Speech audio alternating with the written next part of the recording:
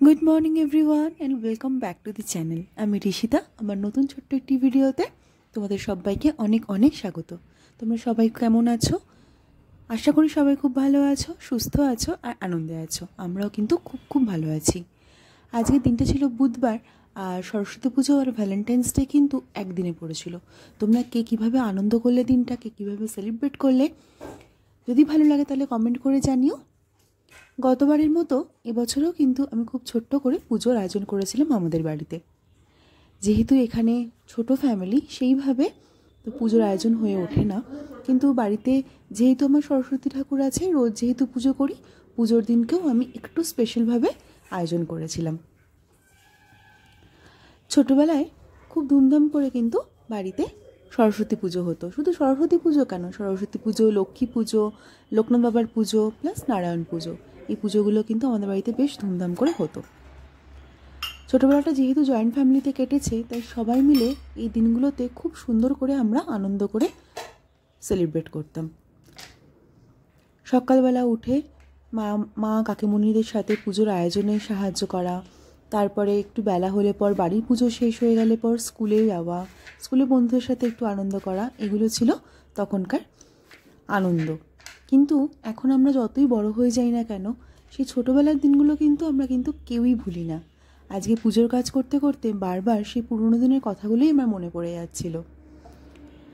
আর আমাদের বাড়িতে ছিল জোড়া ইলিশের চল, মানে যেহেতু বাঙাল বাড়ির মেয়ে, সেহেতু জোড়া ইলিশ আনা হতো, সেই ইলিশ মাছ রান্না করা হতো। কিন্তু এখন না, দিনে দিনে যেহেতু পরিবার সবার ছোট হয়ে গেছে, সেই সব আয়োজনগুলোও কিন্তু আমরা আর করে উঠতে পারি না। যেমন এখানে আমি শুধুমাত্র ঠাকুরের জন্য ফল প্রসাদের আয়োজন করেছিলাম, আর আমাদের যেমন নিরামিষ খিচুড়ি প্রসাদ হয় সেরকমই আয়োজন করেছিলাম। তাও তোমার সাথে কথা বলতে বলতে পুজোর কাজটাও কিন্তু আমার অনেকটাই এগিয়ে গেল। ফল প্রসাদটা আবার ঠাকুরকে দিয়ে দিই, তারপরে অন্য কাজ না হয় করবো।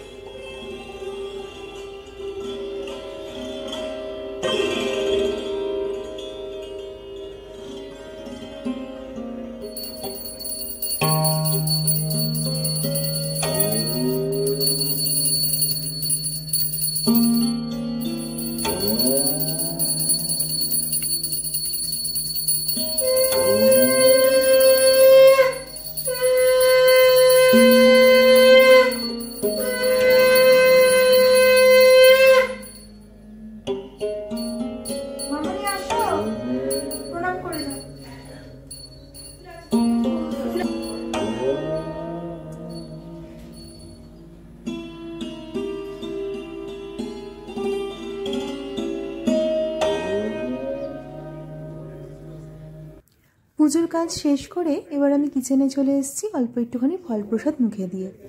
সকালবেলা কাজটা একটু এগিয়ে রাখার জন্যই আমি গোবিন্দভোগ চালটা আর ডালটা ভালো করে ধুয়ে জল ঝরতে দিয়ে দিয়েছিলাম, তাহলে রান্নাটা একটু তাড়াতাড়ি হয়ে যাবে। প্রেসার কুকারের মধ্যে অল্প সামান্য তেল আর 1 চামচ ঘি দিয়ে আমি শুকনো লঙ্কা, তেজপাতা, 4টে এলাচ, 1 টুকরো দারচিনি আর একটু সাদা জিরে, মানে 1 চামচ মতো সাদা জিরে আমি ফোড়ন দিয়ে ফোড়নটা 5-6 সেকেন্ড ভাজা করে নিলাম।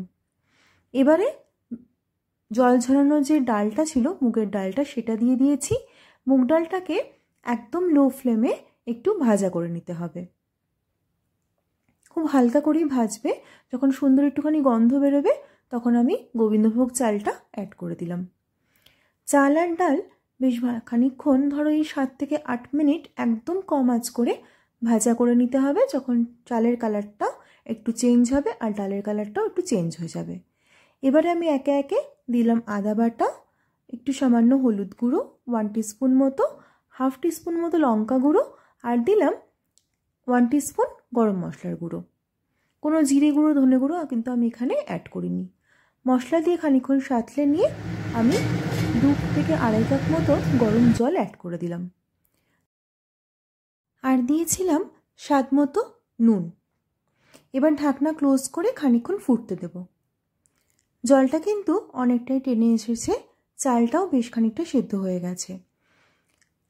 যেহেতু নুনটা একটু কম হয়েছিল সে কারণে আমি আরেকটুখানি নুন অ্যাড করলাম, আর দিয়ে দিলাম স্বাদ মতো চিনি। যেহেতু ভোগের খিচুড়ি বা নিরামিষ দিনে, পুজোর দিনে খিচুড়ি কিন্তু একটুখানি মিষ্টি মিষ্টি বেশ ভালো লাগে। আর একটু স্বাদ বাড়ানোর জন্য আমি এখানে অ্যাড করে দিলাম বেশ খানিকটা কাজু আর কিশমিশ। তোমরা কিন্তু কাজু আর কিশমিশটাকে অল্প ঘিতে বা তেলে হালকা করে ভেজে নিয়েও অ্যাড করতে পারো। আমি আর ভাজিনি, এভাবেই অ্যাড করে দিয়েছিলাম। লাস্টে নামাবার আগে দিয়ে দিলাম হচ্ছে চেরা কাঁচা লঙ্কা। তোমরা কিন্তু এখানে 1 চামচ ঘিও অ্যাড করতে পারো। ঢাকা চাপা দিয়ে রেখে দিলাম। অন্যদিকে কড়াইতে সরষের তেল গরম করে আমি ফুলকপিগুলো ভাজতে দিলাম। ফুলকপিগুলোকে হালকা লাল লাল করে ভেজে নেব। আর অন্যদিকে একটা মশলা তৈরি করে নিই। তার জন্য নিলাম আদা, কাঁচা লঙ্কা, একটা কাশ্মীরি লঙ্কা, আর দেব 1 চামচ মতো ধনে, আর 1.5 চামচ জিরে, মানে সাদা জিরে, আর দিয়ে দিচ্ছি একটা টমেটো।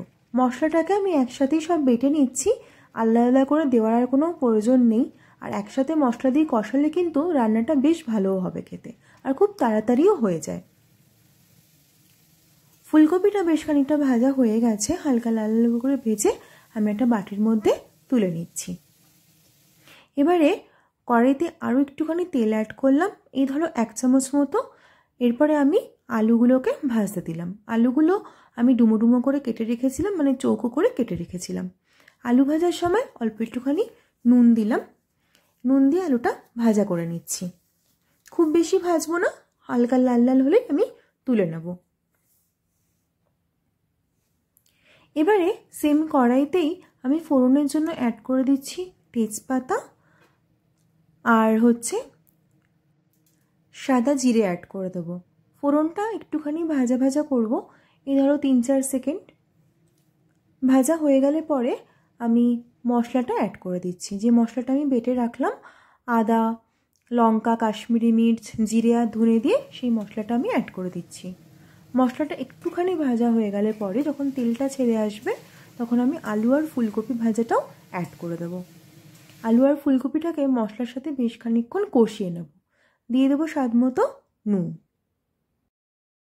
আর একটুখানি মিষ্টিও অ্যাড করেছি, আর পরিমাণ মতো জল দিয়ে আলু আর ফুলকপিটাকে ভালো করে সেদ্ধ করে নেব। খুব বেশি ঝোলও রাখবো না, একদম শুকিয়েও নেব না। অল্প সামান্য গরম মশলা দিলাম, আর একটু চেরা কাঁচা লঙ্কা দিয়ে দিলে পরেই আমাদের রান্না কিন্তু একদম ডান। এবার শুধু সার্ভিংয়ের পালা। গরম গরম খিচুড়ি, তার সাথে ভাজার মধ্যে রেখেছিলাম কুমড়ো ভাজা, বেগুন ভাজা, আর ফুলকপির তরকারি, টমেটোর চাটনি। তোমাদের কেমন লাগলো ভিডিওটা? আশা করি ভালো লাগবে। যদি ভালো লাগে প্লিজ লাইক করো, শেয়ার করো, আর প্লিজ আমার চ্যানেলটাকে সাবস্ক্রাইব করে যেও। তোমরাও খুব ভালো থেকো, সুস্থ থেকো, আনন্দে থেকো। আজ আসি।